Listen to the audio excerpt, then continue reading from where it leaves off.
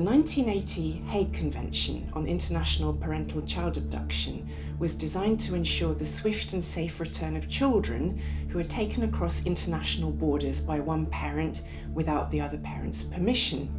It's usually very effective, but there's a problem.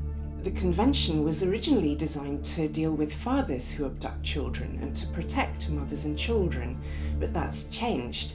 Now, in over 75% of cases, the abducting parent is the mother. Many of them are fleeing domestic abuse. There's nothing that actually protects a fleeing mother and child. No local justice, no international justice, nothing. The convention forces children, and therefore mothers, to return to the country they have fled.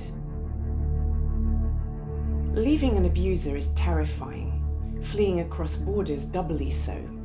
Mothers are leaving their homes, their jobs, their friends. They're traumatized and often in fear of their lives.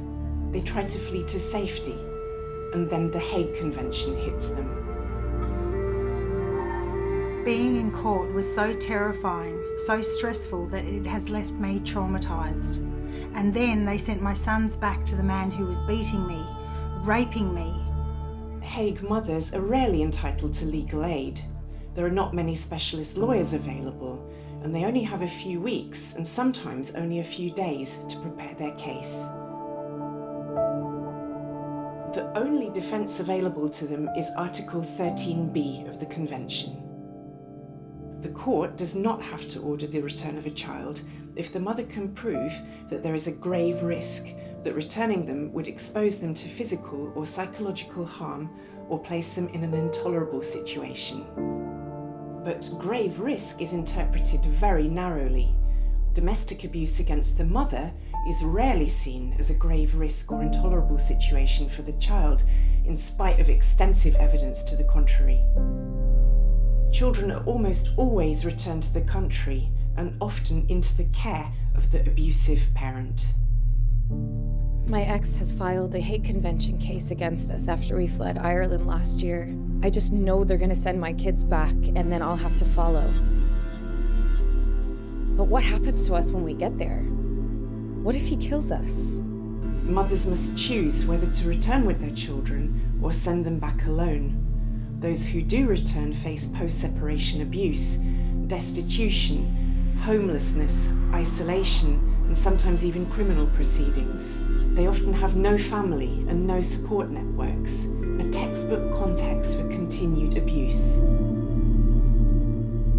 It is not in any child's best interest to grow up with a mother who is isolated or unemployed and depressed, trapped in a foreign country by an abusive ex-partner. There has never been a single day when I have felt safe or felt that my children were safe here. We, Hague mothers, aim to end this injustice with the help of international support from lawyers, domestic violence professionals, academics, women's groups, human rights activists, child psychologists, the Hague mothers themselves, and the general public. We call on the Hague Secretariat to recognise the grave risk and intolerable situation caused by exposure to domestic abuse. Where domestic abuse is alleged, we ask for the following amendment to the Convention. Legal aid for mothers.